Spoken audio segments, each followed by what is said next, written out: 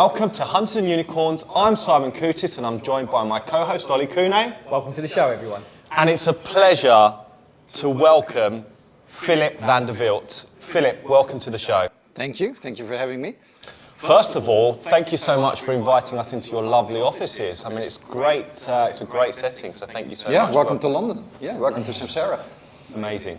So, by way of an introduction, Phillipe, it's an incredible career that you've had. You've worked at some of the largest, some of the most important technology companies in the world, the likes of ServiceNow.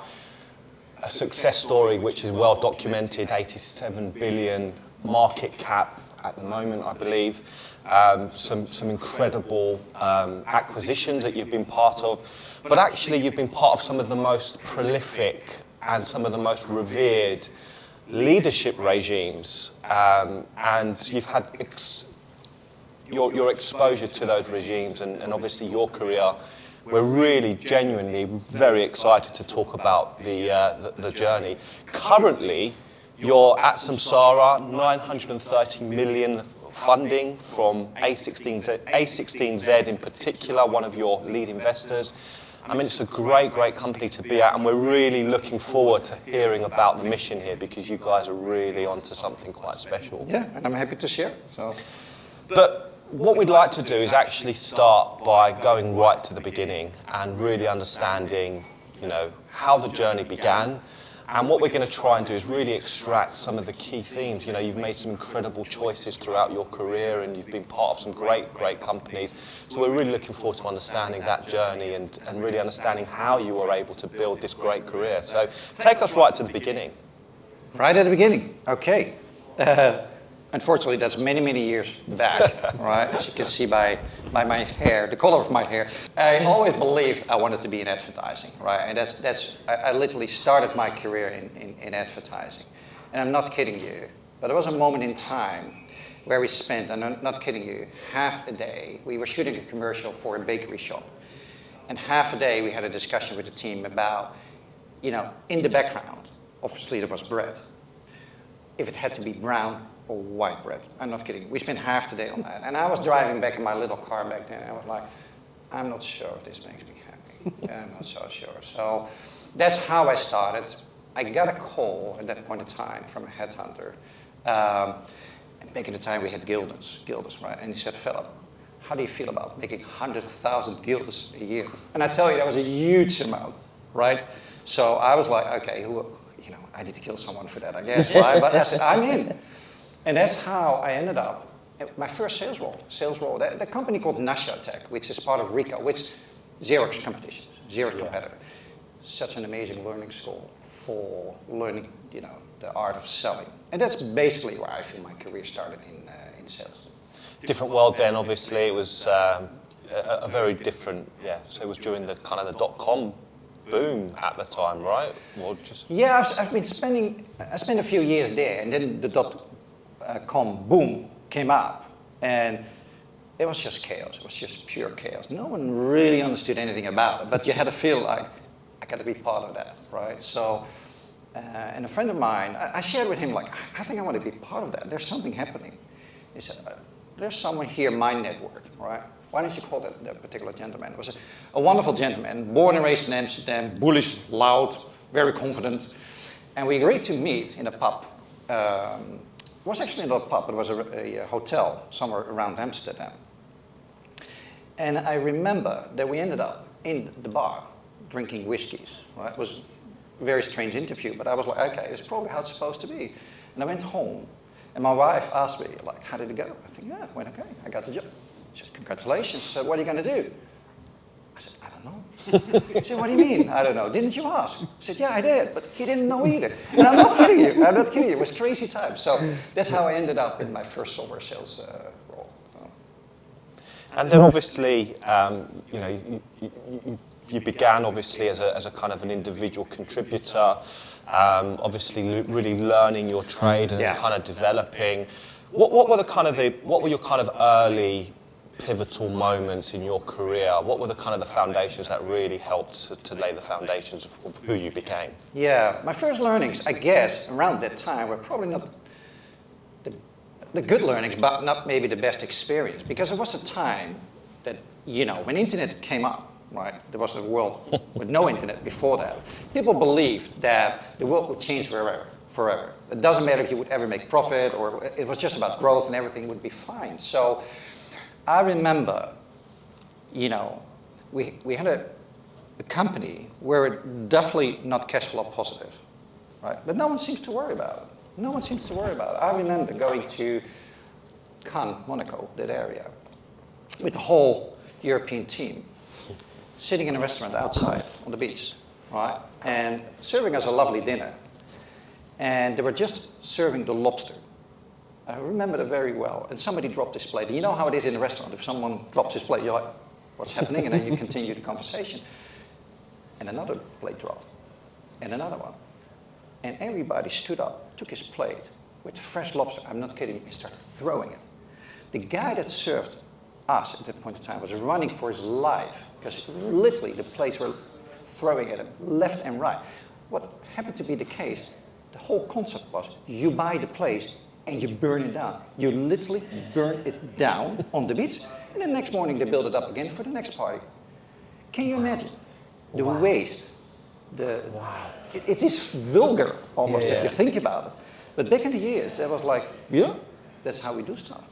So it was, and there were a lot of those kind of things. You realize like something wasn't right, but as a youngster coming into the industry, I was just eyes wide open, like, what's this? You know what I mean? So lessons learned, probably about values. What does a good company looks like, right? No one seemed to care back in the years about shareholders, doing the right things for the customer. It was a lot about me. So I think that, although it might be a negative lesson, but that's always something that stuck with me. What's interesting is obviously, it's well documented what happened with the kind of the boom and the bust of the .com, and obviously you can see that was obviously really kind of, it was a lot of hot air, and obviously it was immense highs, but actually a lot of the learnings again are on the way back down, and obviously we're in it's very relevant and very topical right now that we are obviously in a much more difficult climate. But obviously, what did you learn on the way down? And again, how did that help you to kind of build your career? Yeah, that's a great question. Personally, I had my best years in the downturns, funny enough. Because all the bullshit was out of the door, or the BS I should say probably, was out of the door.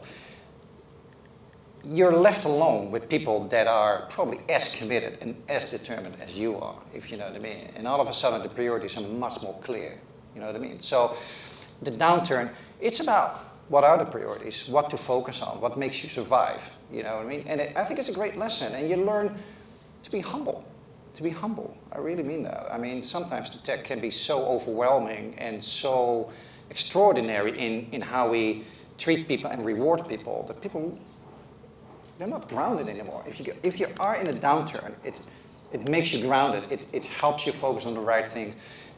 It makes you better. It really makes you better. So I would say to anyone, a downturn is an absolute opportunity. And again, I had my best financial returns during the downturns. Yeah. Do you think people that experience the downturn now are less, or then are less worried about the downturn that we're seeing at the moment? 100%. Yeah? Yeah, I'm not worried about anything.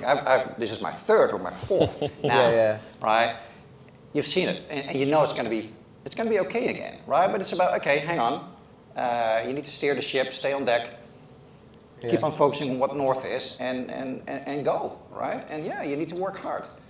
But I was reading an interesting article about the downturn in Monday's newspaper, where obviously it's not a great place to be right now in Silicon Valley with all the layoffs and stuff like that. But it also said that some people that used to work 25 hours now go back to 40 hours, meaning, okay, get real, guys. Yeah. You know what I mean? You got a job to do. So it's not all negative, if I'm honest.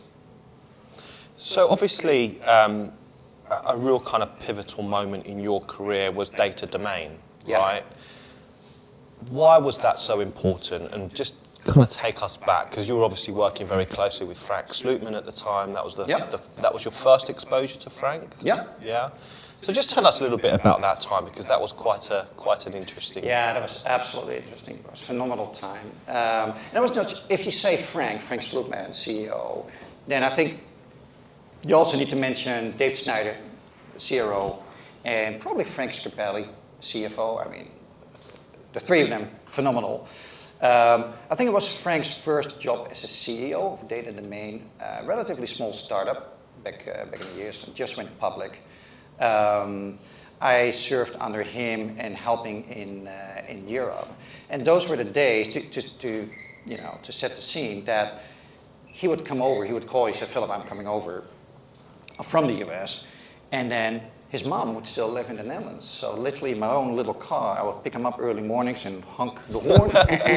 And then Frank and his mom would come outside, he would kiss his mom goodbye, and we would be in my little car driving all day, visit clients, you know what I mean? Customers, and not CEOs, but if you were lucky, you would be the CIO, and that's how we, together, and with many other people, tried to get the business started. Yeah, the early days. So your role at Data Domain was the VP EMEA, was it, at that point, or? No. It's not. I was running a region for a while. I had phenomenal people working with me, and so we did really well. We had an EMEA leader back then. At that point, at a certain point in time, he left, and I thought, I'm going to have the EMEA job. This is mine, right? I'm the best. This is mine. They can't ignore me, right? So I went to the US. Spoke to all the executives, ended up in front of Frank, and Frank said, "No, typical Frank style, no." I said, "What do you mean no? I've done this and that." And he said, "Philip, you need more experience." And that's the number one answer as a young rookie that you don't want to hear, because how do you answer that, right? So I didn't get the job. Went back, angry, upset, pissed. You know, I'm going to leave Data Domain. This is no good. Didn't do it. 2-3 months later, a bidding war started between Network Appliance and EMC, which is today's Dell EMC, and we got acquired by EMC. Why this is relevant? Because I'll answer your question a little bit. Many years later, I think it probably has been 10 years later, I was having a coffee with Mike Scarpelli, the CFO, and we were chatting a little bit about those times. And he says, "Oh, I remember you came over." I said, "Yeah, it wasn't a great experience." I said, "You guys didn't give me the job. Frank didn't give me the job." He said, "Yeah, but didn't he tell you why?" He said, "Yeah, he did. Not enough experience." He said, No, you idiot. Back then, we just got the first biddings coming in. We knew we would be acquired. If you'd be the president of EMEA, that's the first role they cut. So Frank was protecting you." Wow. Never knew that. 10 years later, I got to learn that story. So back to your question. I've been fortunate and lucky because I've been working with the best people in the industry that are not just great in what they do, but have outstanding values and they really mean well. So that's Data Domain. Yeah, so obviously Frank's leadership style is very well documented in terms of how direct and how incisive he is. Yeah. But at the same time, it's not just about friendships. Obviously you must have been doing something right. You must have been meeting certain expectations. So I suppose there's two questions. First of all, what is it that you were doing that was recognised by Frank? But also, what did you have to change in order to really meet the standards that were required? It's more a question for Frank than for me, obviously. But I think what he saw was first of all, I'm Dutch, so I'm not that impressed by him being so direct, right? It's hard for people sometimes to read that. I think I'm probably naturally a bit more comfortable with that. So maybe that was a little bit easier. Frank is not the kind of guy that makes friendships and you're there because you're a friend. Forget about that one, right? You got to deliver. But I was, to an extent still am. I'm not young anymore, but definitely ambitious and goal-getter, right? It was everything about the goal. And I think he saw the hunger, the need, and the will to make it happen. Frank talks a lot about special forces, special operations. He's really into the military stuff. So, I think I was definitely one of those special forces that, knife between the teeth and go out. Where did that come from? What was it that set those foundations in you and kind of defined those character traits in you? Is that something you just had, or were there? It is. It's a couple of things, but the number one thing, then we go a little bit deeper, is control, right? I learned during my career, I want to be in control. If you go to startups, you own your own, you control your own destiny. Either you make it or you don't. You know what I mean? You start with an empty laptop, the phone is not ringing, you have to make it happen. It's on you. And of course, with the team you create around you. If you're part of, I got acquired by EMC Dell 2 times for the company I work for. Phenomenal company. But all of a sudden, you're surrounded with lots of other people that, direct or indirect, impact how you do, in the end, your paycheck. And that's great if they're better than you. Like, oh, well, please join my team. But if they're not great, I'm like, okay, hang on, get out of my way, right? So that level of control you can find and create and be in control of your own destiny is something that you find in a startup more than anything else. And 2, it's about being an athlete, as in test yourself. How far can you get? You know what I mean? Do you want to be mediocre? No, of course. No one wants to be mediocre, right? I guess. So how far can you push your limits? I'm competitive like most people are. All right? Am I better than you? Am I better than you? Let's come on, let's battle in the right way. Yeah, so I think those 2 things are probably what drives me. Frank talked about obviously big audacious plans and think big. Obviously at that point you've got Data Domain acquired by Dell EMC. What were you thinking at that stage? Because obviously if you're thinking big and you're thinking a big audacious plan, what goals are you setting yourself at that point in your career? I wasn't, I mentioned Dave Snyder. You had Frank, CEO, steering the ship, captain, clearly. But Dave Snyder gave the organization a heart and a soul. You know what I mean? It was a perfect combination. And I remember we being acquired, and Dave coming over and said to me, Philip, I'd like you to stay 2 years in EMC. I said, what? So what do you mean? He said, Philip, you got a lot of talent, but you need to learn how organizations scale. I want you to stay and see how EMC is doing that. He said, I'll make sure you get the right job so you can see things happening, but I'd like you to stay 2 years. I said, I don't want to stay. It's a great company, but it's too big. He said, up to you, but I'd like you to stay. I stayed. He left within a month or 2, and I was like, okay, that's great. You know what I mean? But it was the best advice ever. Again, if you have someone, like Frank said, hey, I think it's better not to give him the job because, we're going to be acquired. Dave Snyder saying, hey, stay 2 years and learn how to scale, because shortly after, a few years after, he picked me up and said, okay, now you're going to run ServiceNow in EMEA. I couldn't have done that successfully, ServiceNow, without having spent 2 years in EMC. So finding leaders that sincerely care about you and your career, how great is that? Yeah. What did you learn when you were at Dell EMC? What is it that he obviously knew that experience was going to be crucial, but what were the things that you learned during that experience? Yeah, I think probably more than anything, work cross-functionally, right? So Data Domain was kind of a one-trick pony. I hope I don't hurt anyone's feelings here, but we were selling basically one product. Now, if you come to EMC, they got a portfolio of products. So you got the business units, you got, you need to work cross-functionally, you got the cross-sell, you got the upsell, you got different buying personas. To navigate your way through that externally, but internally, that's how you get to understand how organizations scale, and how to align things. I ended up in a sort of overlay role, as a leader in an overlay role. Man, I told you, being in control of my destiny is so important for me. And now I'm an overlay sales. Man, did I learn some lessons? That's a freaking hard job, right? It's not always the most respected job. I can tell you it was the hardest job. How do I make you work for me, right? While you don't report to me. How do I make my agenda important to you? Amazing lessons, amazing lessons. That is obviously really important foundations. Obviously, ServiceNow being such a kind of a multi solution offering, obviously, and the diversification that obviously were the foundation. But it's interesting how even Dave, I don't know whether he was aware of the ServiceNow project at that time, but he knew he was going to be part of something, and he was already grooming you for that potentially. Do you agree with that? Well, maybe it wasn't. Maybe it wasn't about him, as in, okay, I think I can use Philip for another job next month, next year. Maybe he was just sincere in, hey, I care about talent. He does. He cares about people.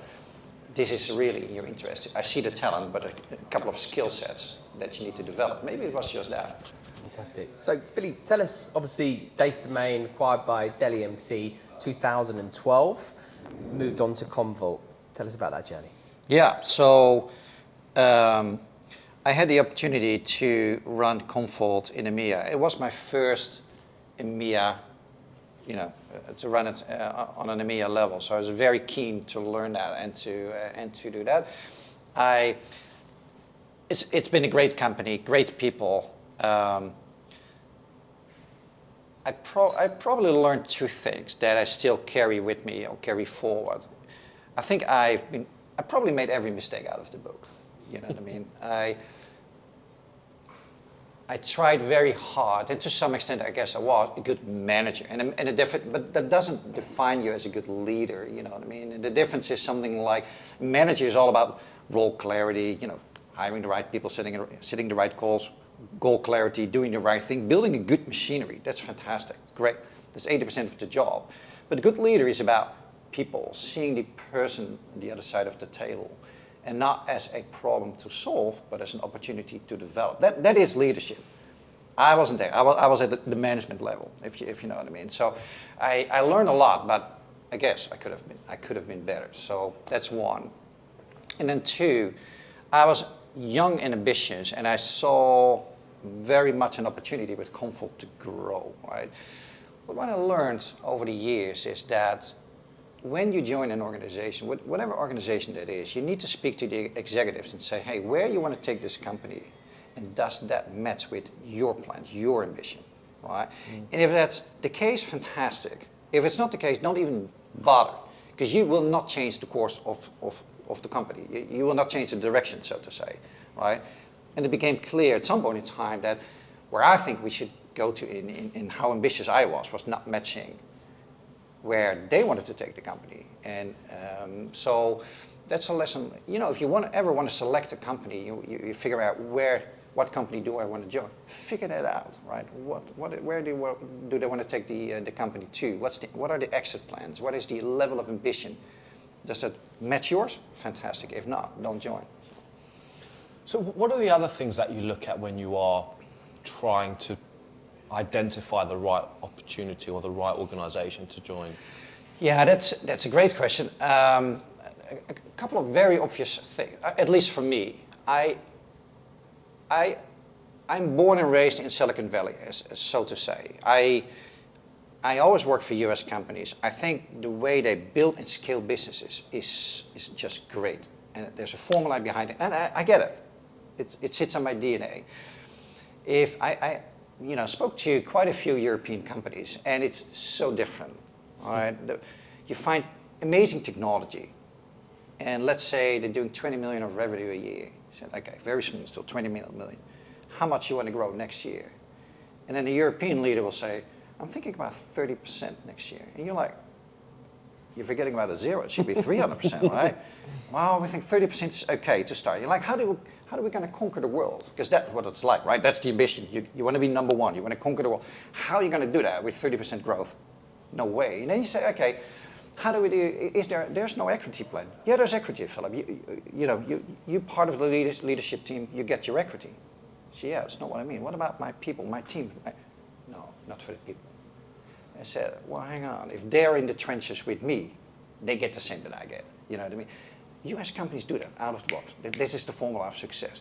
European companies, not so much. There was another company, great technology, great people, but I was looking at 7 white dudes, tie, suit, German, like, okay, I think the world moved on from that, you know what I mean? So, and again, it's more probably how I'm wired, but that's why I feel very much at home in US companies. I think there's a reason why they're so successful. So that's one. 2, sell something personally that is strategic, right?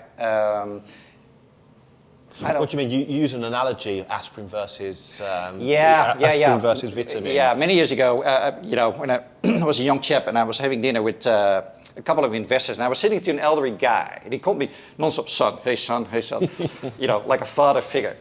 And he said, like, hey, what have you been doing? And I told him a little bit. And I asked him exactly the same question. You as an investor, how do you make that decision? He said, Philip, it's not that difficult. He said, it's about vitamins and aspirins.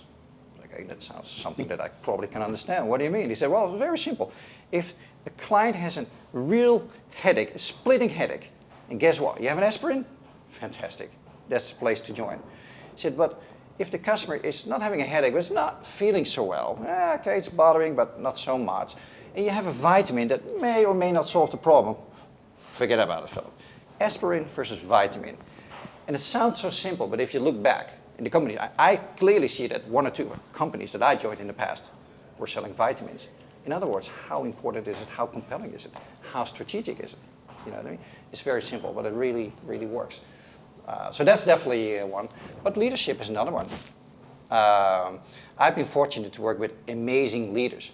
How great is it to work with the best of the best? How more comfortable do you feel if you show up with a Frank or a John or a Bill? I mean, that's amazing.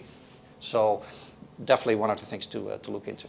That's probably a great segue because you were obviously exposed to those leaders at ServiceNow. You're obviously referring to the multi-CEO regime at ServiceNow. Obviously, it's an absolute rocket ship and just a great journey. So tell us a little bit about that leadership because they were all quite different. They were all big characters in their own way, but yet together it was a kind of a formidable. You mean all the CEO? Well, yeah. Yeah, so I will explain it, but one thing to understand, to give a little bit of context here, is to understand how organizations grow, right? Startups and scale-ups all the way to big companies. And a couple of phases to understand. And phase one, I would say, is pre-IPO. Typically, Silicon Valley, US, you raise money, and basically you go out in the US and figure out, is there a market for what I'm doing? And you go from 0 to 100, 0 to 500, something like that. US focused, right? When you do that successfully, then you can go IPO phase two, right? You raise a lot of money, then you hire Dutchies like me and say, hey, build and scale in EMEA with the money you raised. The priorities are very clear. You need to have the best product out there, because more often than not, you're entering an existing market with existing relationships. And why do you think anyone is going to give you a piece of the pie? No way. So you have to fight your way into it. You can only do it if your product is better than anyone else, that's one, and two, you scale faster than anyone else, because it's a rat race. If you don't do it, somebody else is doing, right? So two priorities. If you do that successfully, you get to $1 billion, something like that, give and take, phase two. And then phase number three is then you sort of, you made your presence, you're there to stay. You start to figure out, how do we make this a long and enduring company? So your priorities change. You think about branding. You think about diversity and inclusion. You think about customer success. Those kind of things start to matter, and you continue to scale. And then at some point in time, you start thinking about putting more products, expanding your product portfolio, right? Phase number three, phase number four, et cetera, et cetera. That's how you scale. And back to your question, when I joined, I think ServiceNow did around 700-800 million. So let's say phase number two, right? They just raised money. They were building in Europe. Frank was phenomenal. Frank has a very strong product background. He knows product in and out. And because of his style, he's so focused on certain priorities. And it's very clear what they are. Very clear. He's like a general. We're selling, this is what we sell. It's a pen, it's black. So it's not blue, you got it? It's not blue, it's black, go. And together with the team, Mike Scapelli, Dave Snyder, they built a very strong, efficient organization. Sometimes you see things are a little bit clunky, systems not working. No, from day one, they set it up like it's already 5 million. And that's how they drive very strong execution. That's Frank is phenomenal in doing that. And already back then, he said because we did around 700-800 million, so we started to think okay, we're going to hit 1 billion in a year or so. And we started to think about, okay, what's the plan from 1 to 3 billion? And I remember sitting in a meeting and Frank saying, I'm not sure if I'm going to lead that. I was like, what do you mean? Why do you say that? Right? It felt a little bit uncomfortable. Frank, you're great. All right? Why are you going to do this? Later on, looking back, John Donahoe coming in, I realized how Frank knows exactly where to play, where his key strengths are, you know what I mean, and when to say like, not somebody else's turn. So he handed it over, around $1 billion, more or less, to John Donahoe. John, former CEO of Bain, PayPal, now CEO of Nike, came, and you know, the priorities changed to make this a long and enduring company. So it was a shift. Again, how do we build for the long term? You could see that we were selling very successfully, but you could also hear at times customers saying, hey, it's hard to get to success. Okay, if we want to be a long and enduring company, success our customers need to be front and center of what we do. So how do we fix that, right? Customer success, and et cetera, et cetera. It was phenomenal. Obviously, he was already back then in the board of Nike. He invited Phil Nike to the meetings. So he was destined to become the CEO of Nike at some point in time. That was kind of not a secret, I would say. So he really changed the organization and made it ready for the next phase. New products. I mean, back in the years when we were building the plans for 1 to 3 billion, we were basically selling one product, more or less. But the projection was when we do 3 billion, more than 50% is non-IT product we're selling outside of IT. Like, how on earth? How on earth is that going to happen, right? Means like you need to set up new BUs, experiment, bring new products to market, and scale, right? Sounds easy, but it's not just from a product perspective. But if you start selling to, instead of IT, to HR, or customer success, or service managers, that's a whole new ballgame, right? New buying personas, new marketing messages, overlay sales or not. How do you do that? Product specialist. So the complexity goes up and up and up.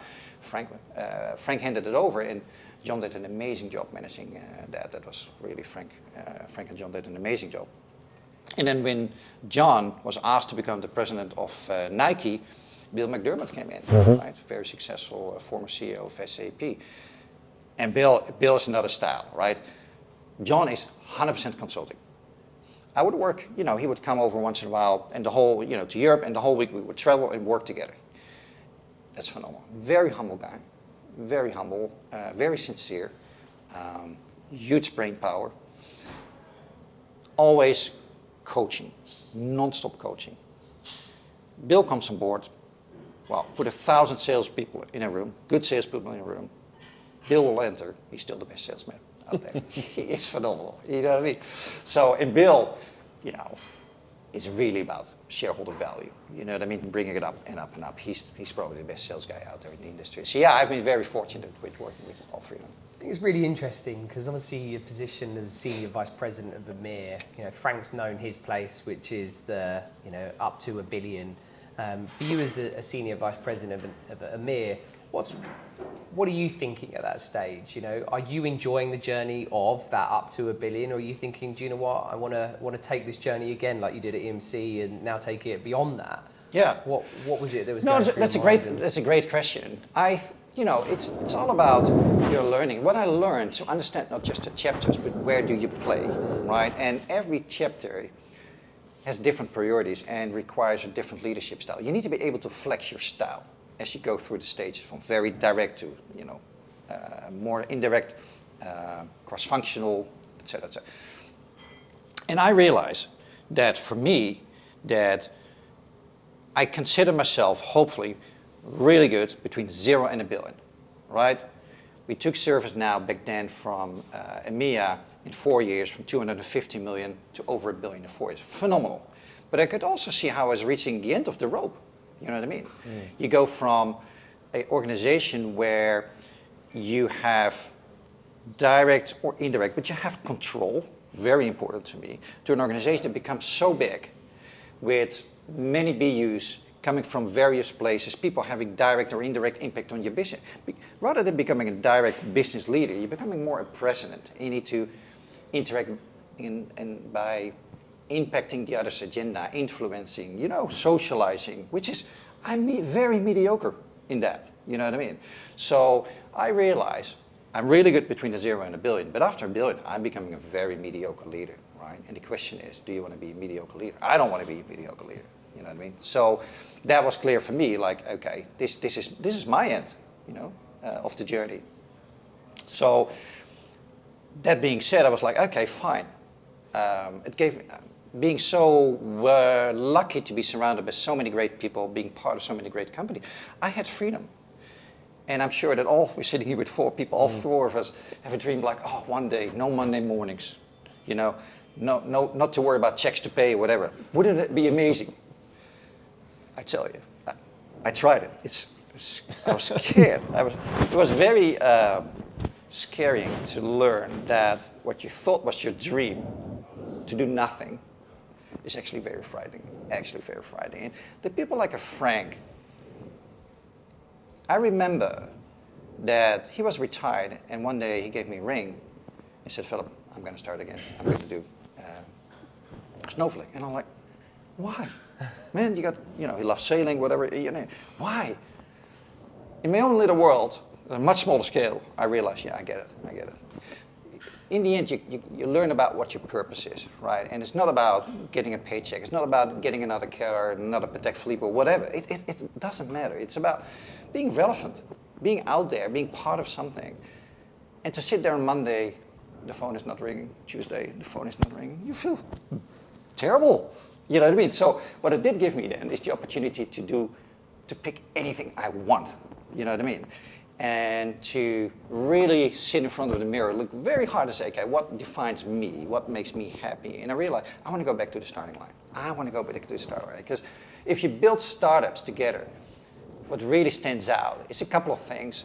First of all, the relationships you build with people. It's freaking hard, right? People always look at startups when they're successful. Philip, you should have called me. Well, buddy, I did call you, but you were great. You're doing well. You're a big company. You said you're going to be promoted probably to manager. It's not for everybody. It's freaking hard, right? People get frustrated, cry. But intensity is amazing. I'm still in touch with so many people from every state I was in, right? Because it builds unique friendships. So that's one.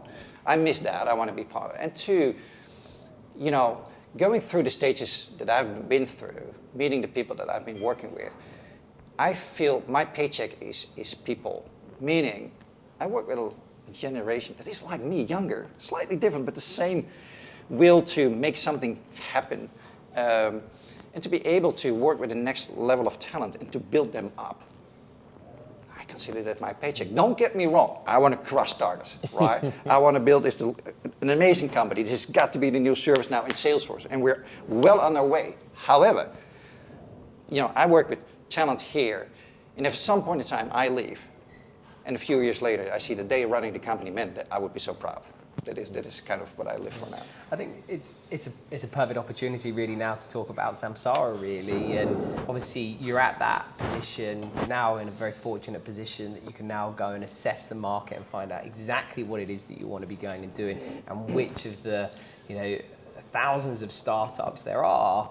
Why did you choose Samsara? What was it that drew you in? Yeah, there was something that happened when I was still working at ServiceNow. We went into a factory of a very well-respected company, global, very well-respected company. And you go into the factory, what I saw was literally pen and paper. The crew was working on the machines, and when something was not working, they put it on paper, put it somewhere on the desk, and then the next morning the maintenance crew would come in, take the paper, okay, we start working on it, and yeah, done the job. And I'm like, it just catches my eyes, like, that's weird, right? So when I started to study, I could see that how underserved this market of the physical operations basically is. It's 40% of our GDPR. But literally, you're looking, if you talk about digital, you talk about pen and paper, or maybe an iPad at best. So I figured out, okay, there's a huge opportunity there. I like to be relevant for clients. What I mean by that, I like to not just sell something, but help and coach clients to success. So with all the experience that IT has, and then bring it into the world of the physical operation, there's a huge opportunity to really improve not just the performance of the organization, but also to help the leaders there to, do better. So that's another one.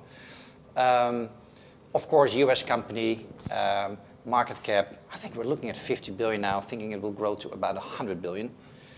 Company, I think the last numbers we reported, 800 million, about ARR, 40 to 50% growth.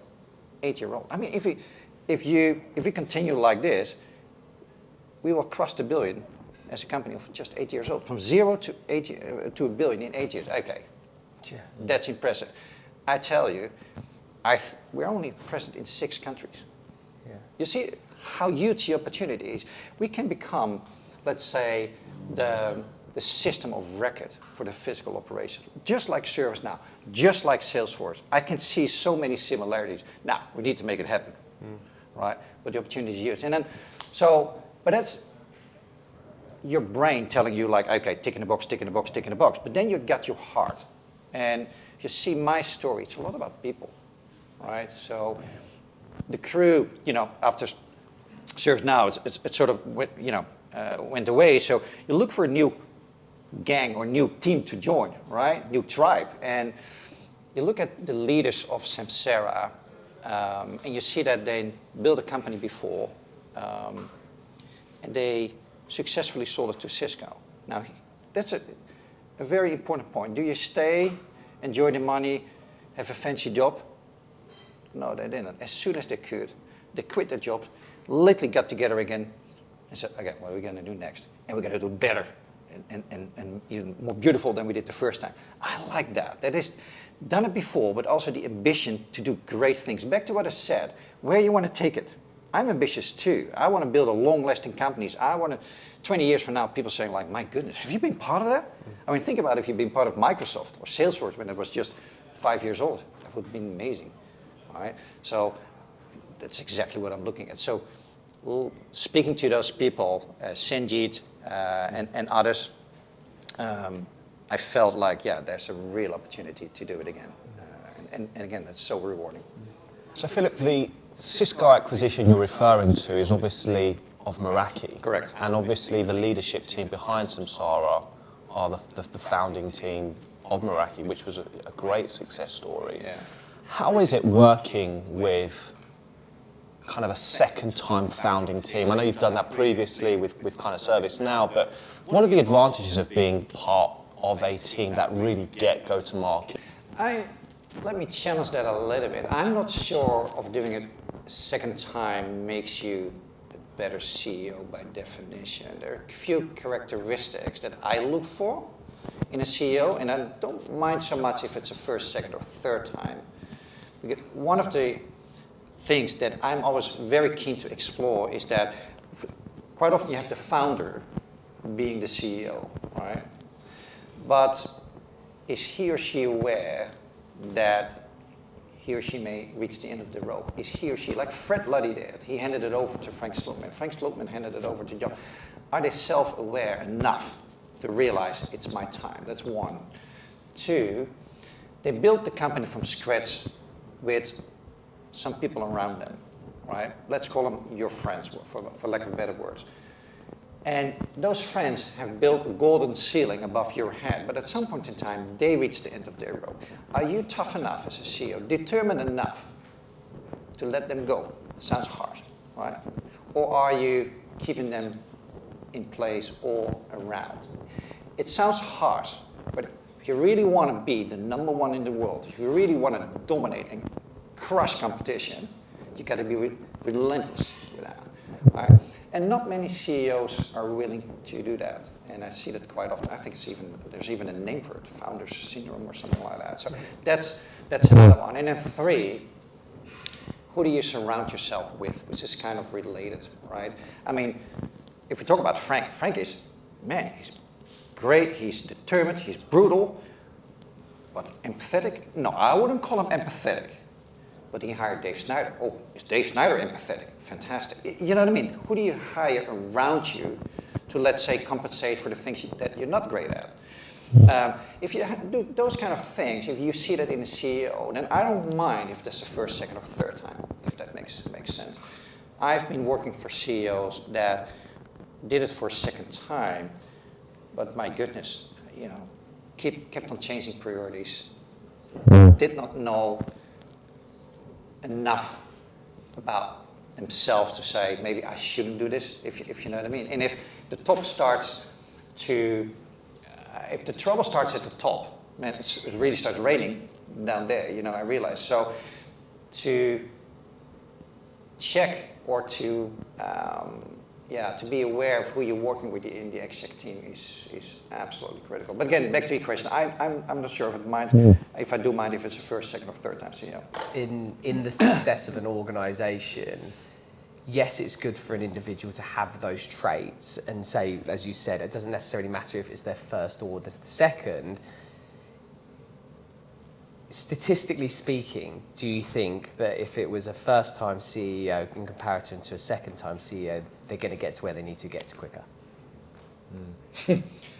Probably yes. Probably, yeah. Yeah. I think it's, again, yes, they can go through the journey of understanding those different milestones and learn where they need to be passing on this baton as you talk about it. But at the same time, when do they learn that? And how quickly can they learn that? And is that a matter of time? And then does that slow down the trajectory and the hockey line of an organisation? Yeah, Coach K is a very successful basketball coach in the US. He's like a hero there, right? And he was interviewed.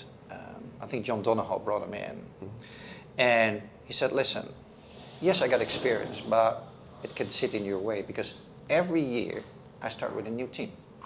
New rookies, some leave, some new are coming in. You know what? Competition also changed. They have new people coming in, they have new coaches. So it would be a mistake to rely on my experience and to do the same thing.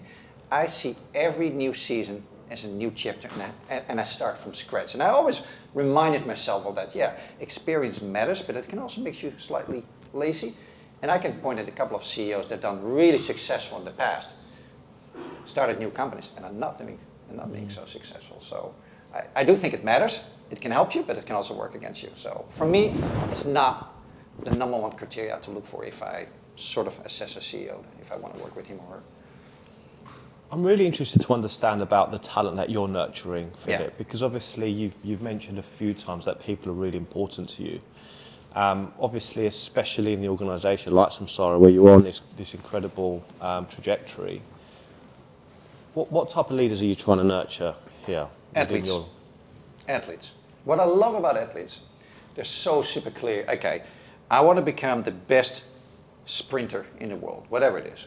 Okay, and right here, in order to win, I need to run this time. I got to get. Okay, self-awareness. What am I going to do about it? And then relentlessly train and improve yourself. So they're non-stop, trying to make themselves better. That's what I look for. I look more than anything for self-awareness. You don't have to be the best sales leader to lead a sales team. You need to be the best people manager. You know what I mean? If I can, like I said in the beginning, if the person on the other side of the table, if you really see that person and spend time sincerely understand what drives the purpose of that person, the talents, and where you can bring that person, how to bring that person up, man, that person will fly, right? Will be working twice as hard because he or she feels like, man, this is about me, right? So, but what it takes is self-awareness, because there's no answer for stupidity. You know what I mean? If people are not willing to look in the mirror, take a hard look and say, yeah, that's not great. If people are not willing to learn, I mean, there's little I can do for you. So I work with amazing young people with great self-awareness. And I have Luba, for example, coming out of the US. She leads my biggest sales organization here. Coming from the US, she was a sales manager. And now she's coming here. She's staying for 2.5 years, then she's going to go back to the US. My goal is to bring her back and to get her promoted. Because from a single, how do you say that? You're just being a sales manager of a small team. Now running EMEA, and all of a sudden she's managing people in France, in Germany, in the UK, in Belgium, in the Netherlands. She needs to work on a go-to market, right? It's not an established market. We're building the market. So sit with marketing, sit with ADR functions, sit with HR. How do you hire in France? How do you work with unions?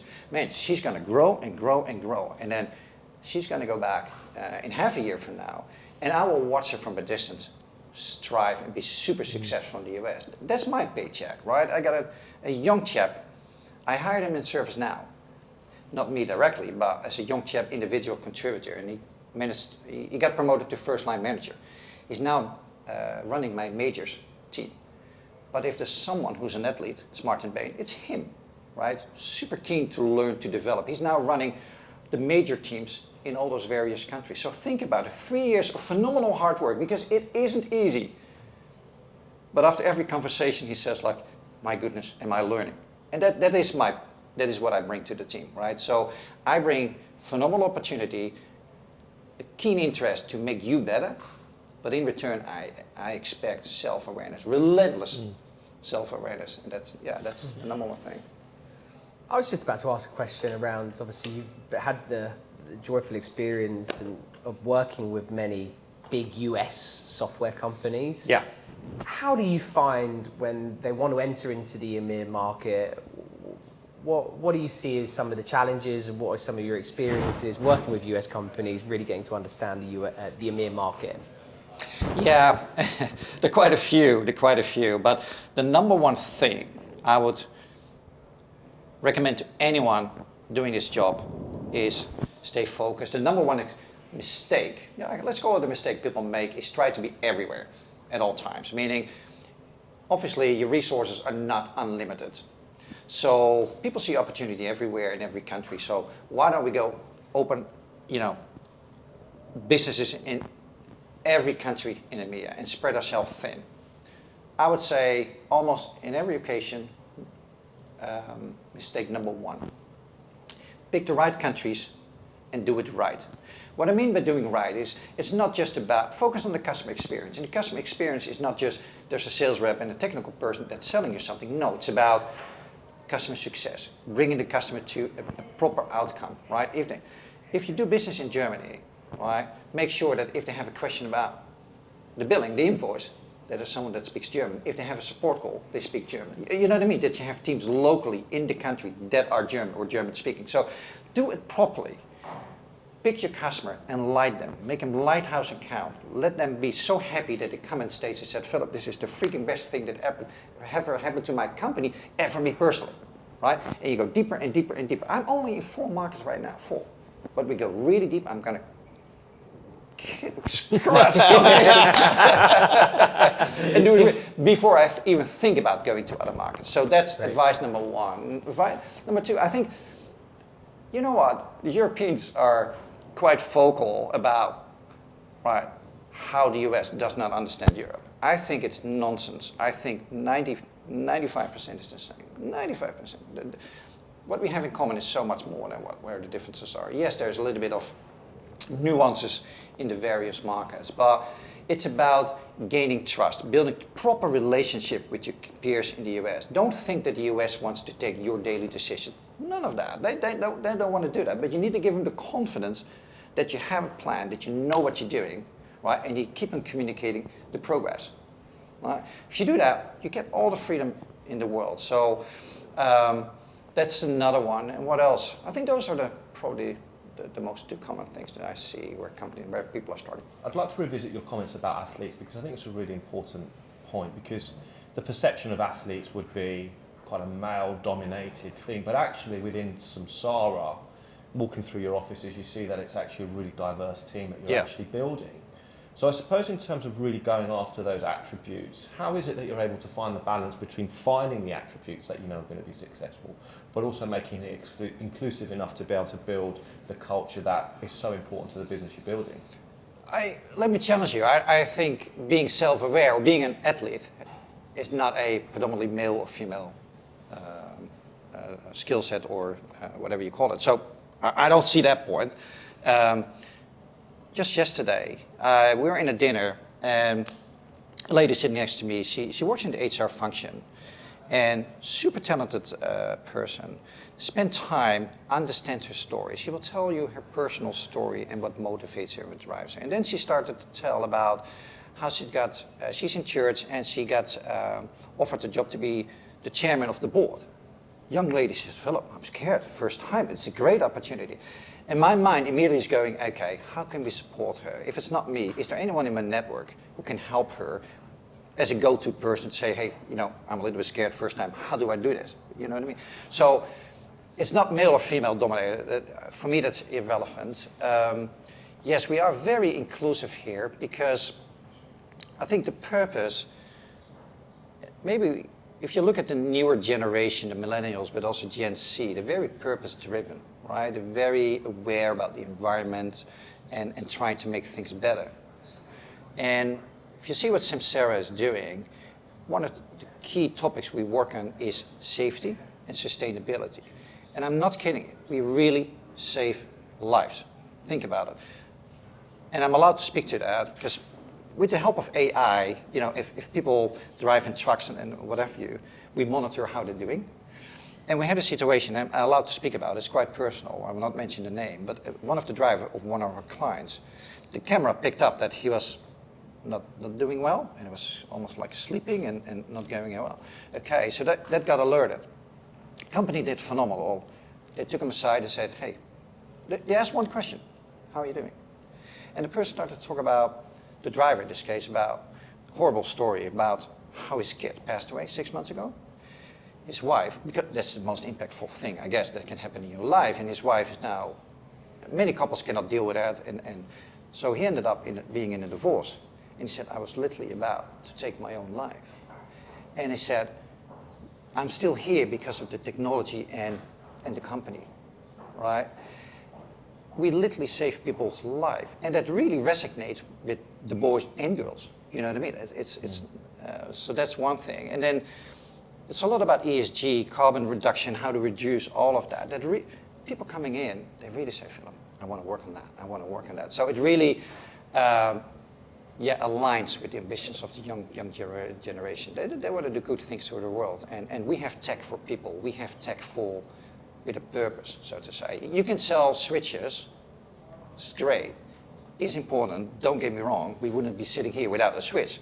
However, if you can show that we reduced the number of accidents, including accidents, probably deadly accidents, by 20, 30, 40%, that means something, no? I mean, if I hear a story that I just shared, I go home and I feel like I'm on drugs. You know what I mean? That makes my day. And people feel the same here. And that's different from maybe selling to the more traditional office workers, office environments.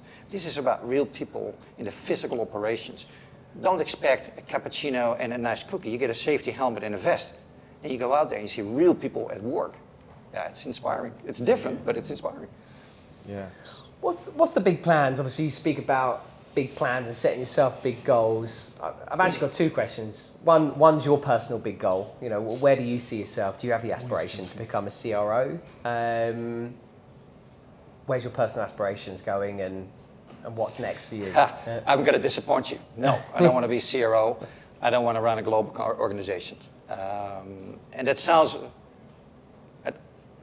not very ambitious, so I need to spend a minute here. Frank, don't listen to this. Well, whatever. First of all, I mean, if I want to be a CRO, I want to be a CRO in a great company, right?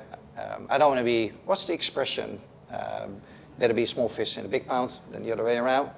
I told you I'm a Silicon Valley kid, so that has to be a US company. It's not like there's no opportunity, but it means I have to relocate to the US. Right. Okay, and my family's here, my kids are here.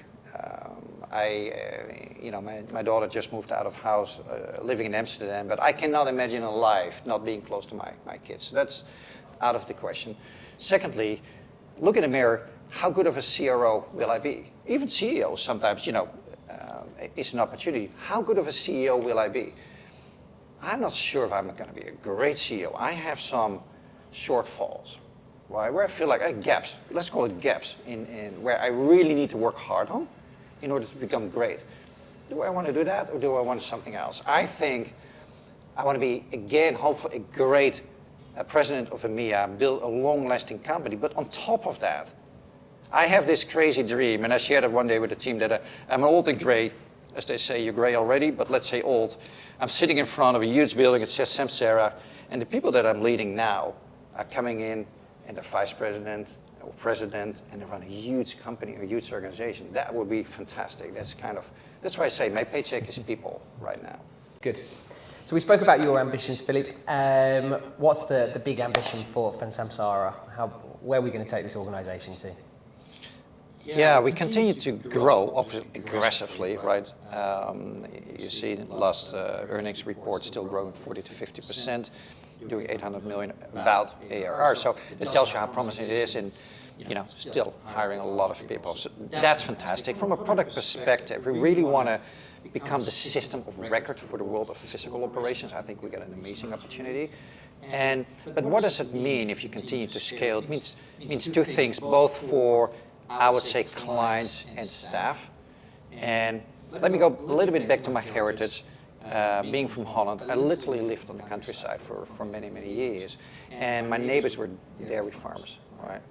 And I know how some people feel and think about farmers, but my goodness, if you really start digging into what they're doing in the business, that is impressive.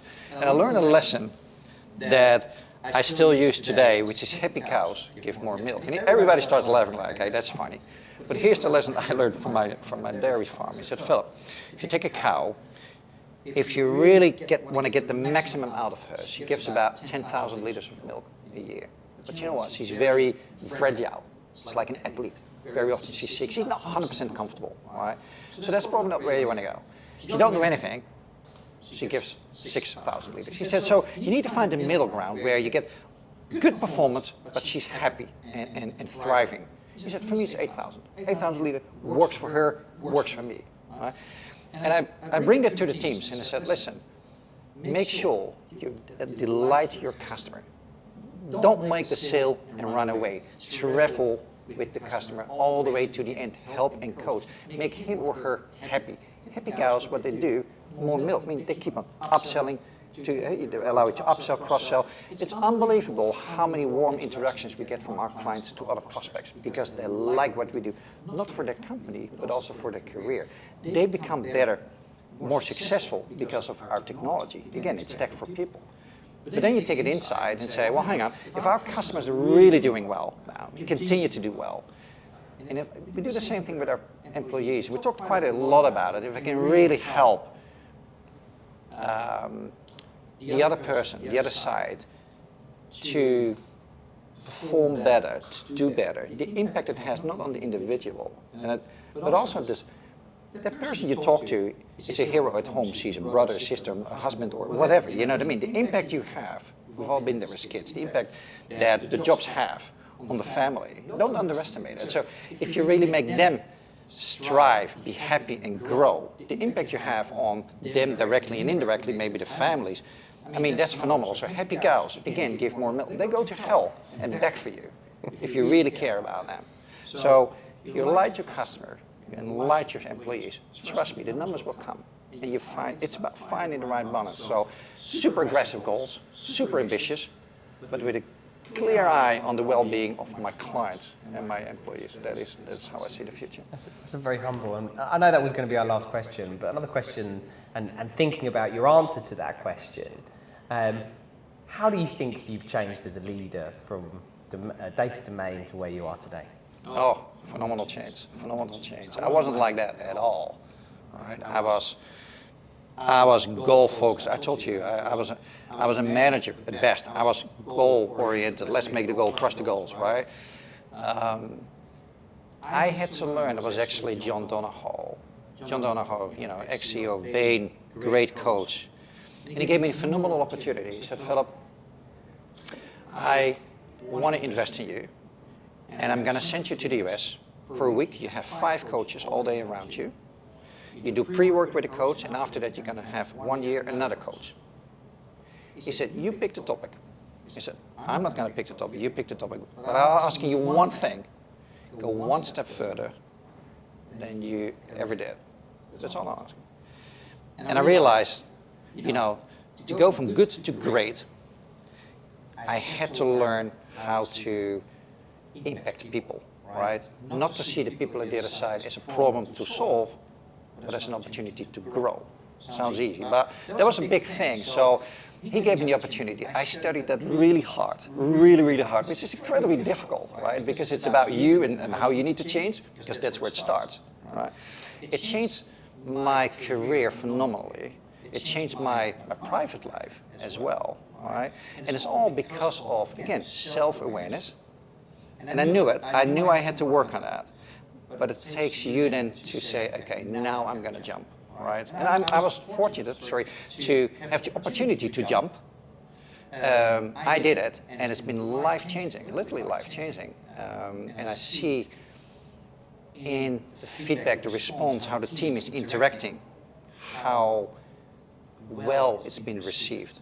You know what I mean? But you need to make sure it's sincere. So I think focusing on that as well, and I'm sorry I'm keeping you a couple more minutes here, but I think it's a really, really interesting subject. And, you know, knowing you, what advice would you give your younger self at that point? I stopped learning. And I don't know if that's typical to salespeople, but you come from university where you learn all the time, and then you go into your job, it keeps you busy, you work very hard to be the best and to make a career, but somehow I stopped learning. Learning means next to your bed there's a book. Is it a novel about whatever, or is it a book about how to become a better leader, or whatever, you know what I mean? But also feedback. I became a feedback junkie. Dare to ask feedback, incorporate it in the day-to-day activities. I can tell you, my team, not just my leaders, way below, they know if you speak to Philip, he's going to ask a question. How do I do for you? They have to give me feedback. Because it's like, okay, that's a bit odd, right? To give but I say, hey, really, tell me how I'm doing. Are there things I'm missing? Make that part. And now the team is so comfortable. So comfortable. Sometimes I don't even have to ask. I already give it, okay? So be self-aware. Learn where you know, identify your gaps, learn, and constantly ask feedback. Surround yourself with people that are not brave enough. Create an environment of trust where they say, Philip, I disagree, or Philip, that wasn't great. You know what I mean? Sam will come up the call today and he will say, like, this was great, but that was not great. I love that. So I talked about being an athlete. I think I'm saying the same thing. You have to be an athlete. And I got phenomenal athletes in this company. So this is the point where we reflect on what we've heard today, Philip. I think the thing that really jumps out is the topic of self-awareness. And I think what's really interesting is that you're someone that's obviously been in the game for a considerable amount of time. You've seen the markets go up, you've seen the markets come back down, and at every stage there's been an opportunity for you to learn and to develop and to grow. And I think what's really key is that it's not about having self-limiting beliefs. It's not about saying this is my limit in terms of I'm not good enough. It's about being aware of where am I, where are my gaps, where do I need to work, where can I develop, but also giving yourself the opportunity to have the options to then say, what do I really want to do and what is my sweet spot? And it's not about having limitations, as I said, it's about understanding where can I bring the most value, where do I want to bring the most value, and really finding that. And I think just hearing the amazing experience, the incredible success, the organisations that you've been part of, the leadership regimes that you've served under. I think it's fantastic to really have spent the time with you today. So thank you so much for welcoming us into these amazing offices and really spending time with you. And thank you so much. Yeah, thank you. It makes me realize I've been very fortunate to work with so many great people, and still do, by the way. Absolutely. Thank you for the interview. Absolutely my pleasure. Thanks ever so much for joining us today. So to all of our listeners, thank you so much for joining in with us today. If you've liked what you've heard, please do subscribe to our various channels on YouTube, iTunes and Spotify. And we look forward to welcoming you back for another session soon. Thank you.